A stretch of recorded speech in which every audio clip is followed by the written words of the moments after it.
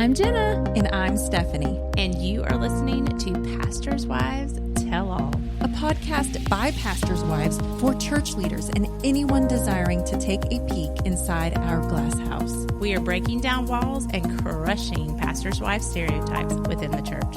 We want pastors' wives and other ministry leaders to know that they are not alone in this. Plus, this is basically therapy for the three of us with a whole lot of dance parties. Woo,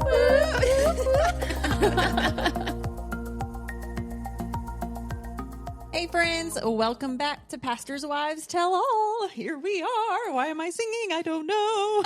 I feel like everything is a song for Stephanie. I know. Wow. I've been doing a lot of songs today. It's weird. I don't know what's happening. It's like my life turned into a musical. It's like I'm a Disney. A fairy tale. I'm a Disney movie. Yeah, you are. I like it. Can squirrels come up to me or something right now? That'd be fun. You and me have trees coming out of your head, so that's a start. I do. That's so right true. Here. Oh my goodness. Okay. I am a Disney princess. Yes. Thank you, Disney Do princess. not tell me otherwise. Guys, I'm excited about today. Me too. Okay, so we have alluded to a very cool, just God season. I'm going to say God season, not even God moment, that Jenna and Ian have been going through. I mean, truly, it's been for a while, but I would say over the past year, that you've kind of shared a little bit on the podcast about what's been going on. For those that maybe missed that podcast, I'm wondering if you should give just a little bit of a summary of just where in the past you've been with just finances, putting your family in order and that kind of stuff. And then we'll kind of move forward with sharing your testimony of what God's been doing. But buckle up, guys. You're not even ready. And a lot of you have been waiting and wondering what has been going on in Jenna's life. It is finally coming. Thank you, Stephanie, for that. You're welcome. I do want to just preface by saying this is Jenna. I just sound a little bit manly right now because I do have, the lovely congestion that is happening in the world when you live in the South and the weather keeps going back and forth from cool to warm, from cool to warm and over again. So it's me, guys. So I have alluded on other episodes that God did something huge in our lives, but just to kind of preface that, over the past year and a half, I have, just really been hearing the Lord say, focus on family, not really knowing what that meant, but just trying to slow down in life and just be more present in the home, say no to more things, give myself a little bit more margin to rest because I'm the type of human that just likes to go all the time. And I get on autopilot. I think we all have seasons like that where we can just get in our day-to-day routine and go through the motions and you're not really being intentional about things anymore. So that's kind of where I was, but I just kept hearing family and I was like, what does that mean? And I think I mentioned on another episode, does that mean that I need to put something down? Does that mean I need to pick something else up? What does that look like? And even talking about finances, starting out at the beginning of this year, my husband and I really had felt led to be better stewards of our finances. We've just never been really great at putting eyes on our finances and actually budgeting because the nature of my husband's job was so up and down and all over the place being contract that we weren't really able to budget without, it just wasn't consistent. So it was really, really hard. So we would give up. We would be like, we can't do this anymore. We'll just, if it's in the account and we need it, we'll just swipe the card, Yeah. So, and I think a lot of people live that way and, do what works for you. But we just personally felt led and convicted that we needed to be better stewards. So yes, you have definitely made that commitment to steward better and you were doing better. We saw that as your friends. Oh, yeah. We were proud of y'all. You were really working on trying to think before swiping any cards or doing anything with money. But God threw a little monkey wrench into your plans. Could you share that with us? What happened in around March? Yeah, so we had really begun praying just for provision for not just our family, but but for just really anything that God wanted to provide to help us financially. Because truth be told, and I know I'm not the only one, but like we had some debt. Us too. You too. I think that's like the norm nowadays. Especially if you're in ministry. Maybe I'm wrong. I don't know, but we definitely had debt because we weren't great about putting money back for taxes because my husband was contract, because we needed that money. And the reason we needed that money is because we had, credit card debt. Yeah. So we didn't put that money back for taxes, which means when tax time came around, we actually owed a good amount in taxes as well. Mm-hmm. So credit card debt, tax debt. And in March, an opportunity became available for us to move to a different church, for my husband to take he was the production director at our current church, but it was brought up that there was a position available at another church in town for that same production director position. And Ian didn't tell me about it for a couple of days because I think he knew how I would react. And he brought it up and I was like, no, absolutely not. Like, no, like not having it. I love our church. We're going to die in that church. Like we're going to die maybe in not that in church. the church, but I really truly believed that church would be the church that we would be forever. at forever. Forever home. Yeah. Because we love it so much and still love it to this day. But I didn't even mention this to Jessica and Stephanie. It was probably a week that went by before I actually mentioned it. And the only reason that I brought it up is because I had no intentions of it ever being a thing. So I guess Jessica, in her Jessica fashion, as she always does, she asked me, she said, hey, what's up with you? And she said something that let me know that she could tell that like I hadn't said something to her yet. Mm-hmm. And so I told her about this position that had become available. And she said, well, have you prayed about it? And I was like, no. And she said, well, why? Because you're scared of what the answer is going to be? And I said, maybe. But I really hadn't thought about it like that until you said that. And I was like, that's exactly, like I really felt in my spirit, like that is exactly why I had not prayed about it. Because I was so dead set on, no, that's not happening, that I didn't care what God said. Oh yeah, I think we've all been there. I mean, because sometimes like our spirit knows before like we even start praying that this is definitely a possibility. Mm-hmm. And so if it's like out of sight, out of mind, like, Lord, can we like put this on the back burner? Like, I'm not even going to think about it. Like, I think a lot of people have been there. It's like in my brain, I thought, well, God won't even know about it if I don't pray about it. Exactly.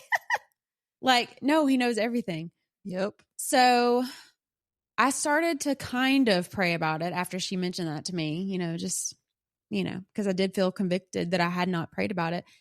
And little by little, he started to show me things that were, at first I was like, is that me or is that him? And then it became very obvious that the Lord had this for us as our next step, but we were just being stubborn. We were being super stubborn. And there was one night when my husband and I felt so defeated because we realized that moving to this church, like it wasn't going to help us financially. Okay. Before we move on though, I hate to interrupt you, but one thing is I think you need to just share a little bit more about the finances, just because this is such a huge part in the testimony, if you don't mind. Yeah, the reason we were really in a low place is because we had felt like the Lord had called us to take this position, but it did not make sense because what they had budgeted for this position was actually less than what he was currently making at our previous church. And it didn't make sense. And I told Ian, because the Lord said, get your finances in order. Right. And like, how can I do that if you're giving me less money? Right. Yeah. That's exactly right. Yeah. So the day that we found that out, I was like, our God is not a God of confusion. So why would he tell us so boldly that this is your next step when it didn't make sense financially, when we had been praying for provision and he had said, get your finances in order. Right. Yeah. So that next morning I went over to Jessica's house to take some pictures of some Do Good products that had come back from Africa. And the girls asked me, they were like, what's going on?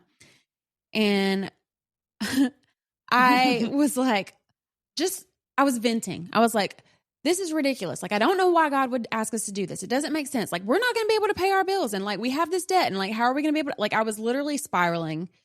But the night before, when my husband and I were in this low place, he had gotten up to go out of the room for a second. And I felt prompted to open the Come Away, My Beloved devotional book, which if you've been listening to the podcast, you've heard us talk about it.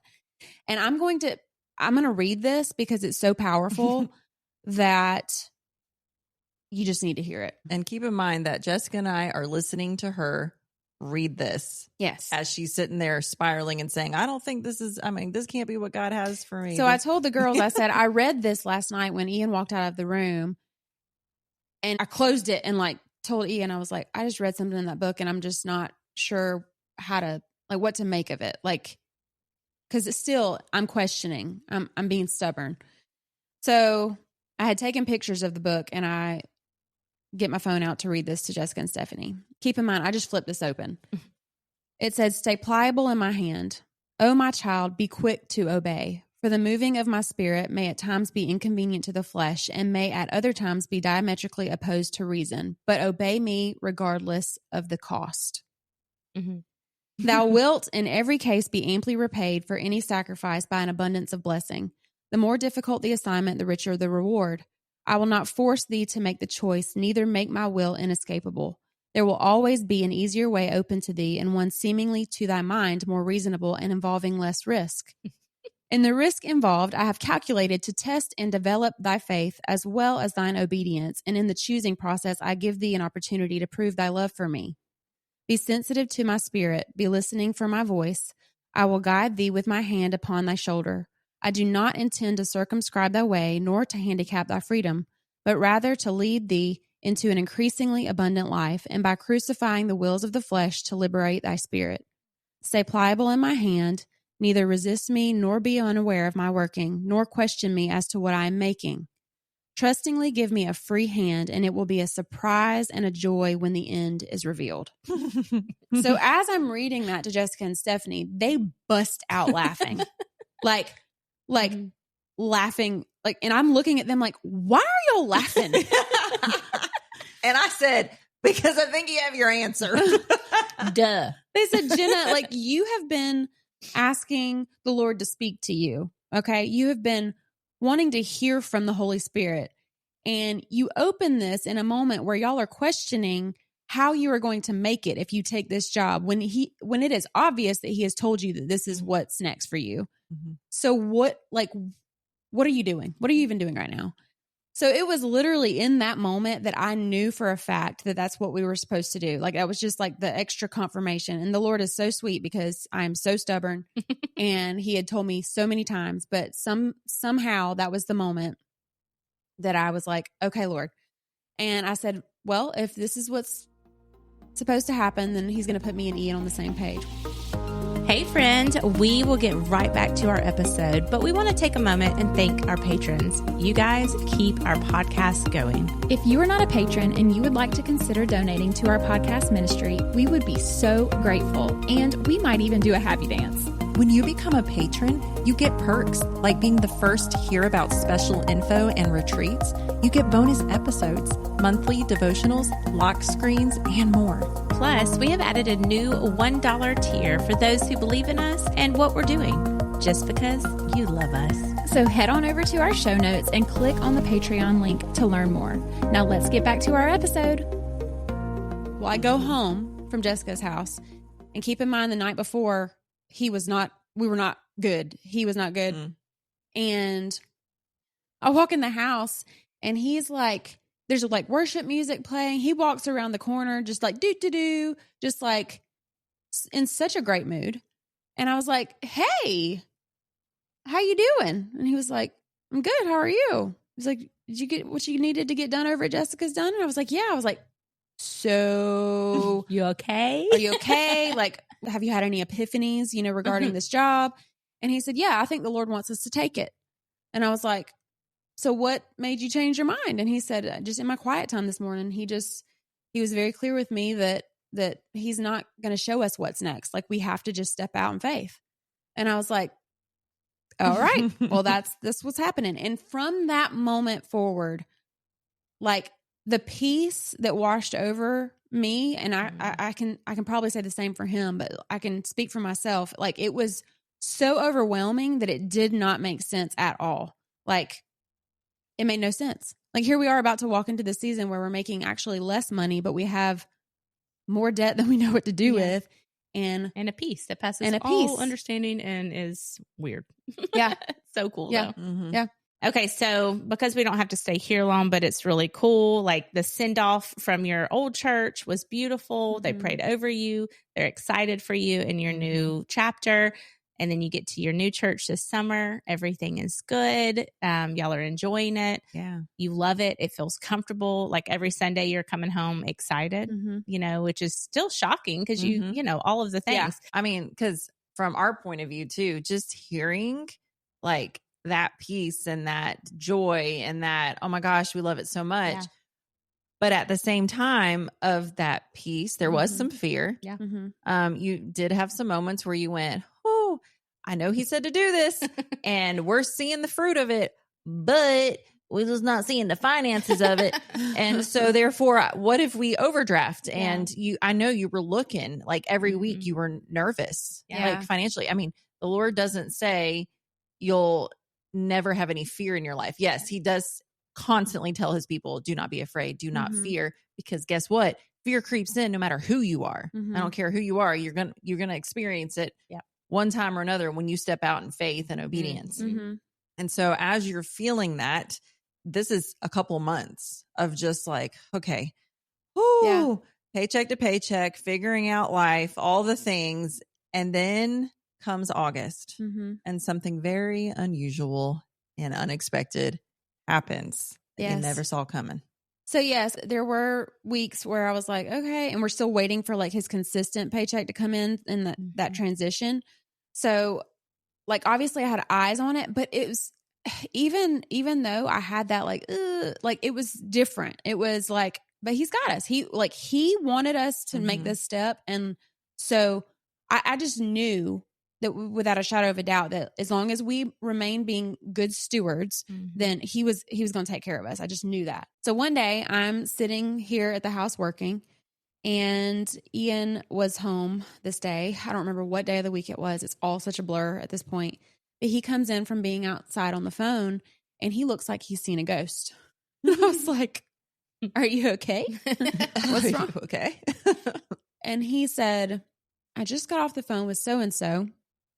And I will say this first before I state this next statement, is we had actually looked into refinancing our house because we were like, you know what? It is what it is. People have to do this. We got to get rid of this debt so we can start being good stewards moving forward.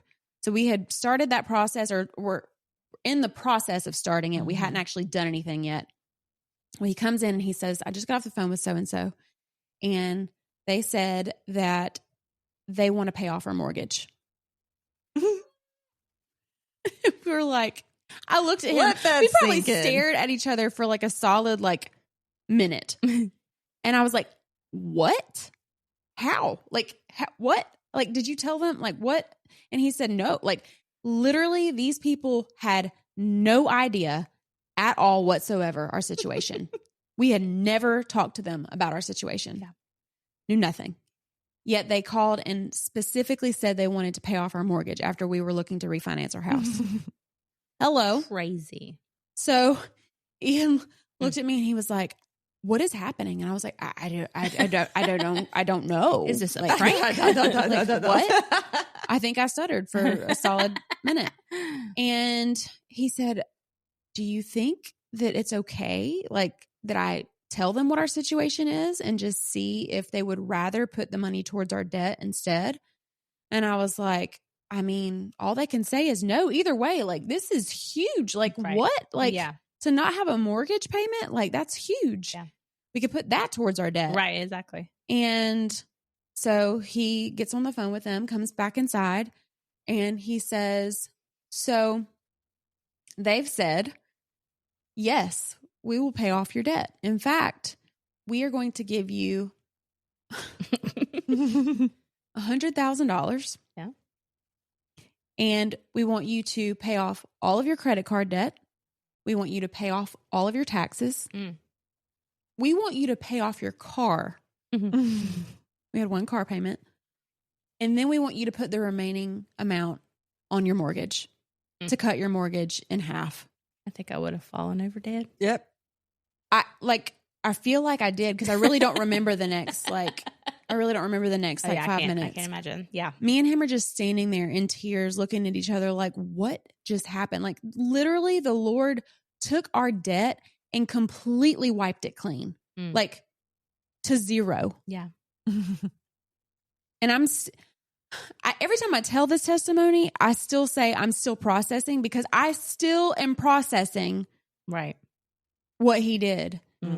Ian said that he got off the phone and he said, I was standing there on the back porch and I was just like looking up at the sky. And he said, I have never in my life, as long as I have been in ministry and love the Lord, never had a more clear picture of the cross. Yeah. Oh my gosh. It's just beautiful.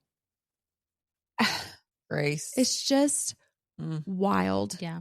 And like I've seen God move time and time again in my life, but have always kind of had this like, well, God, you did this like huge thing for them. Like you did this. And hear me when I say that sounds that sounds selfish to say, but like, you see people receive miracles in their lives. And like, I had never really fully had something like that happen in my life.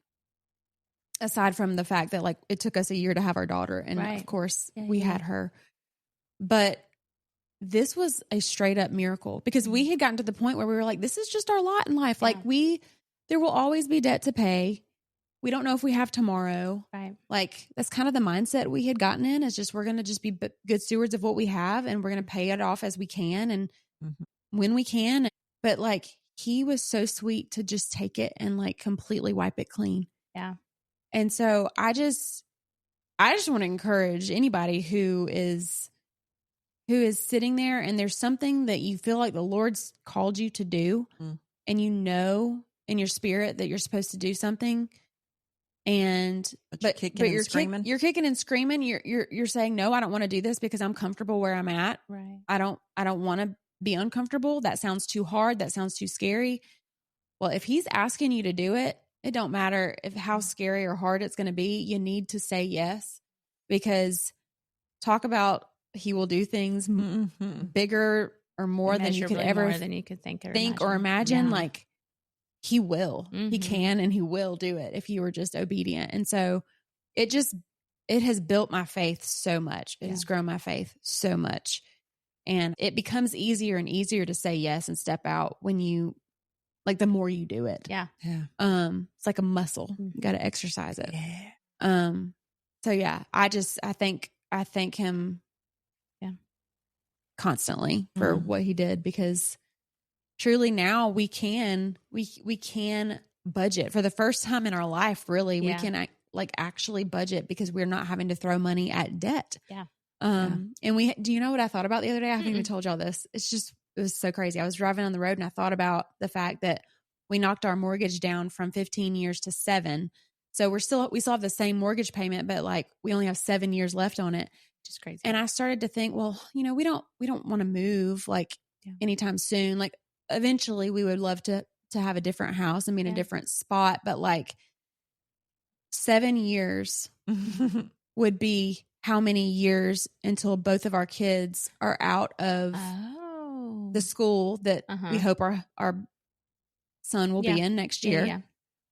So that will have them both out of high school. 7 years exactly. Oh, wow. And 7 years is like the year of completion. Yeah. It's like, that's crazy. and I was like, that's so cool. our house will be paid off in 7 years. Wow.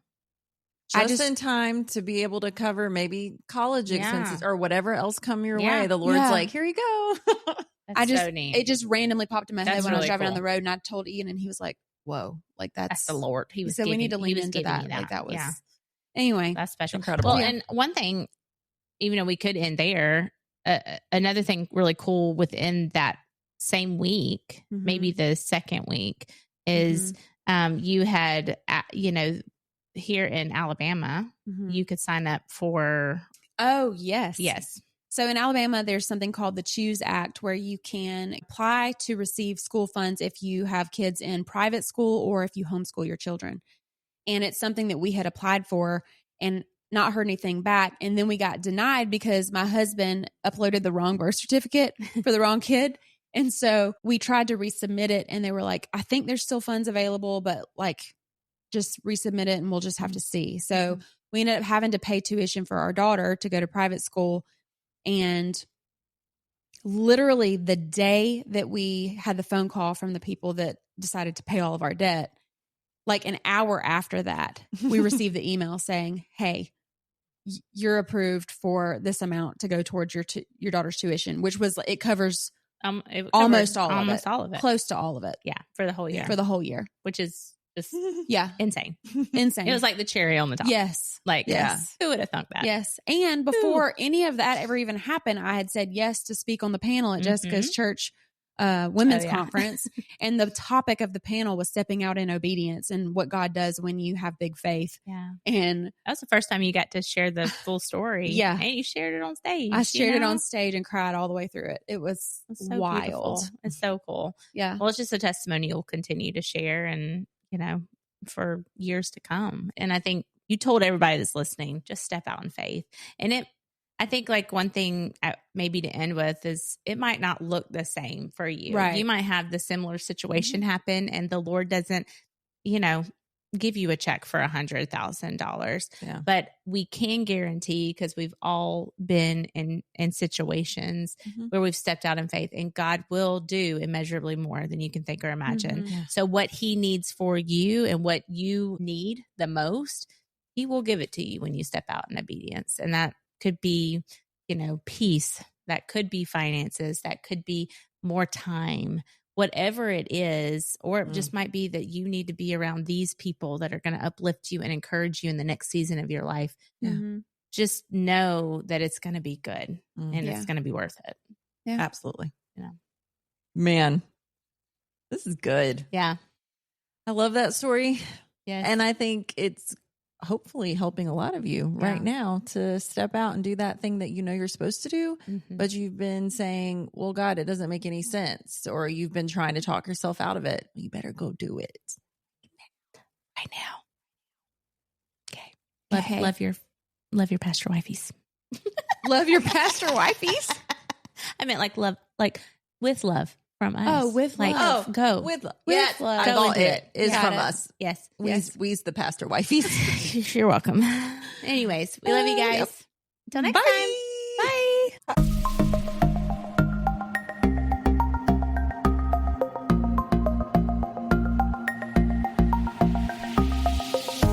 Okay, friends, if you have enjoyed this episode as much as we have, please help us spread the word on Facebook and Instagram. If you didn't know yet, Instagram is where all the fun is at. From dance reels on Wednesdays to spiritual encouragement and laugh out loud posts in between, there is something for everyone. And last but certainly not least, if you could take a moment right now to stop what you're doing and give us a rating and review, even subscribe to our podcast, this seriously helps other people find us who wouldn't be able to otherwise. Thank you so much for your love and support. We hope you'll tune in next week.